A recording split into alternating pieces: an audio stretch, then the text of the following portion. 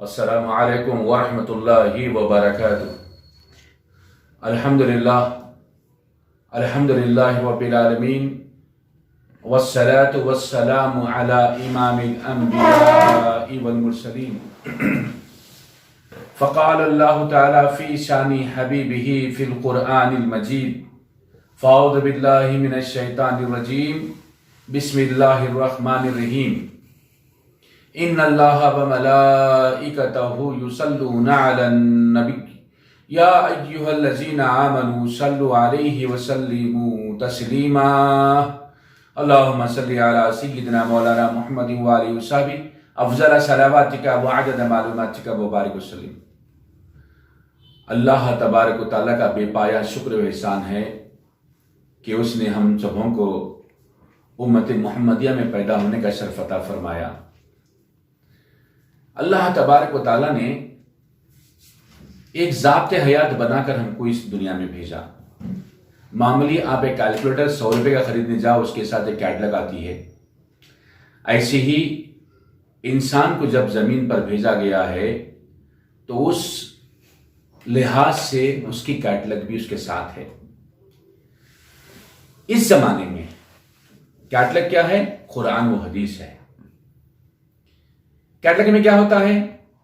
کوئی چیز کو استعمال کرنے کے طریقے بتلائے جاتے ہیں، ایسے ہی ہم کو قرآن و حدیث کی روشنی میں ہماری زندگی کیسے گزارنا وہ ہم کو بتلایا گیا ہے، ہمارے معاملات کیسے ہونا ہم کو بتلایا گیا ہے، ہمارے لین دین کیسے ہونا ہم کو بتلایا گیا ہے، ہماری سماجی زندگی کیسے ہونا ہم کو بتلایا گیا ہے، ہمارے معاشی معاملات کیسے ہونا ہم کو سکھلایا گیا ہے۔ تمام کی تمام باتیں قرآن و حدیث کی روشنی میں ہم کو دکھلائے گئے ہیں۔ لیکن بڑا عجیب سا معاملہ تھا کہ ان تعلیمات کو کہیں ہم نے پس پردہ کر دیا تھا، دور کہیں چھوڑ دیا تھا۔ لیکن یہ فی زمانہ جو کووڈ-19 کرونا وائرس آیا ہے، اس کی وجہ سے وہ تمام چیزیں جو ہم پر ضروری تھی، جن کو ہم نے چھوڑ دیا تھا، اب ان کو مجبوراً سمجھیے عمل ہم کر رہے ہیں۔ یعنی ہماری کوتاہیوں کو دور کرنے کے لیے یہ بیماری آئی ہے اور ہم کو قربت ملی ہے ہمارے دین سے، ہمارے قرآن و حدیث سے۔ آئیے چند باتیں آپ کی خدمت میں، یہی مثالیں آپ کے سامنے رکھنے کی میں سعادت حاصل کر رہا ہوں۔ سب سے پہلی بات، رسول پاک صلی اللہ علیہ وسلم نے ارشاد فرمایا، جو باوضو رہتا ہے وہ شیطان کے شر سے محفوظ رہتا ہے۔ اللہ تبارک و تعالیٰ اس کو اپنی حفظ و امان میں رکھتا ہے۔ باوضو رہنے کے لیے ہم میں سے کتنے لوگ تھے جو باوضو رہتے تھے؟ خود آپ حساب کر لیجئے گا۔ اور آج الحمدللہ ثم الحمدللہ تقریباً لوگ باوضو رہنے کی کوشش کر رہے ہیں۔ کیونکہ دنیا یہ بات کہی کہ بیسٹ سینیٹائزر وضو ہے۔ آپ کوشش کریں کہ ہمیشہ باوضو رہیں۔ دوسری بات، رسول پاک صلی اللہ علیہ وسلم نے ارشاد فرمایا، اپنے گھروں میں بھی نمازیں ادا کرو، اپنے گھروں کو قبرستان نہ بناؤ، یعنی قبرستان میں نماز نہیں پڑھی جاتی۔ عام طور پر ہوتا یہ تھا کہ نماز پڑھنے کے لیے جو مساجد کو جاتے تھے، مسجد میں نماز پڑھتے تھے۔ جو پڑھنے والے ہوتے ہیں سنت و نوافل وہیں پر پڑھ لیتے تھے، اور جو نہیں پڑھنے والے ہوتے فرض نماز کے ساتھ ہی اٹھ کے باہر نکل کے بے چینی کے ساتھ آ جاتے مسجد کے باہر، جیسے کہ ان کو بہت بڑا کام کرنا ہے۔ بعض تو ایسے بھی ہوتے کہ لوگوں کو پھلان کر آ جاتے دعا مانگے بغیر۔ تو گھر پہ نماز پڑھنے کی وجہ سے ہم کو کیا ہوا، گھر پہ نماز جب ہم ادا کرنے لگے تو ہم میں سے کوئی نہ کوئی امامت کے لیے آگے بڑھنے لگا، اور گھر گھر امام پیدا ہو گئے۔ آگے بڑھے۔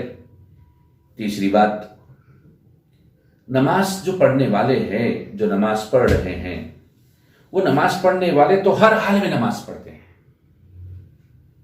وہ چاہے لاک ڈاؤن ہو یا نہیں ہو، 5 وقت نماز پڑھتے ہیں۔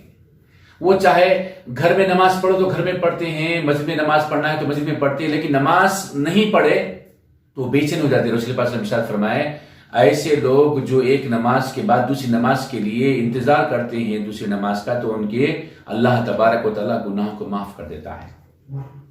منتظر رہتے نماز، نماز ہوگی پھر نماز کے منتظر رہتے ہیں۔ اور جو بے نمازی ہے، وہ لوگ جو ہیلے حوالے بناتے تھے، جو بہانے بناتے تھے، ان بہانوں کے بعد اور نمازیوں کے دونوں کے بیچ میں جو بات سمجھ میں وہ یہ کہ نماز پڑھنے کا اگر مصمم ارادہ کر لو تو اللہ تبارک و تعالی آسانی کے ساتھ نماز پڑھنے کے لیے آپ کو مواقع عطا فرماتا ہے. اور زبان سے آپ کہہ رہے ہیں کہ نماز پڑھوں گا لیکن نیت آپ کی نماز پڑھنے کی نہیں ہے تو اسباب ایسے ہی بنتے ہیں کہ آپ نماز نہیں پڑھتے. بڑی فکر والی بات ہے. اللہ تعالی ہم سب کو نماز سے بناتے.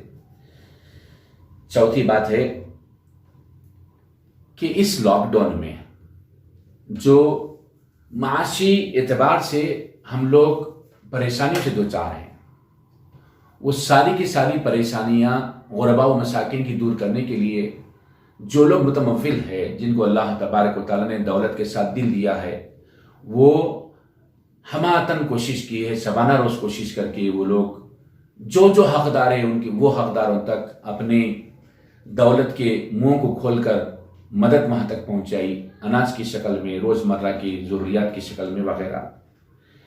تو جو رشتہ دار ہے وہ رشتہ دار جو جن کا بھائی پڑوس میں رہتا ہے اس کے باوجود بھی اپنے بھائی کی پرواہ کیے بغیر اپنے گھر میں جو کھا پی کے مست رہنے والے لوگ ہیں ایسے موقعوں سے بھی ان کو فرق نہیں پڑا. اللہ کی توفیق جن کو مل گئی اللہ تبارک و تعالیٰ نے پڑوس ہی نہیں بلکہ دور دراز کے مقاموں تک اپنے اپنے عطیات کے ہاتھوں کو دراز کیا اور دور دور تک پہنچائے اپنے اپنے بساط کے موافق لوگوں کو مدد کرنے کے لیے.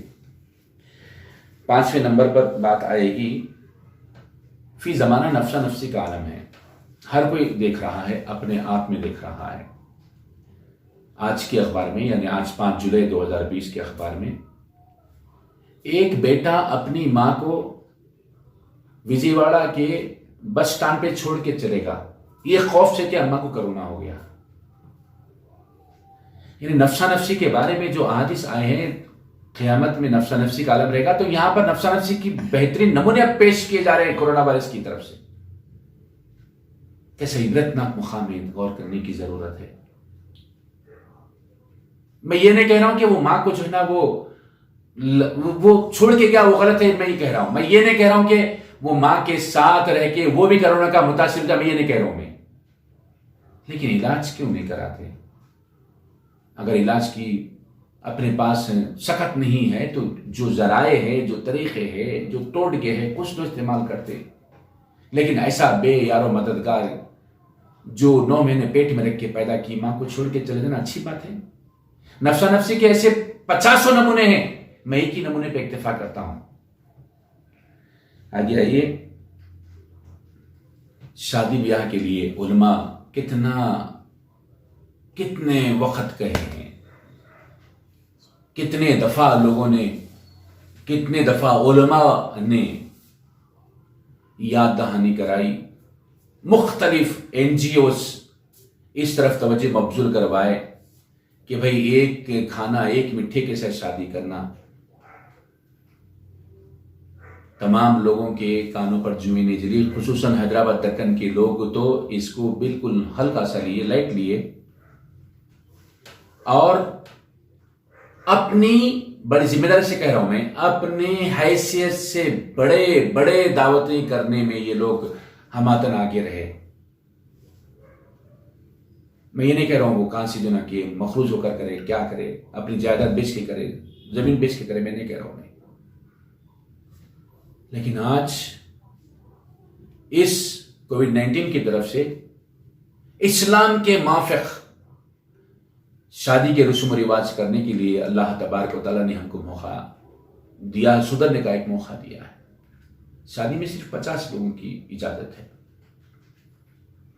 جب اکثر جو نا کچھ شادی کے فنکشنز کی میٹنگ میں بیٹھتا تو بھئی کتنے آپ کے دعوتی ہوں گے, بولے کم سے کم 800, 1000, 1200, 1500 ایسی جو نا بات ہوتی تھی.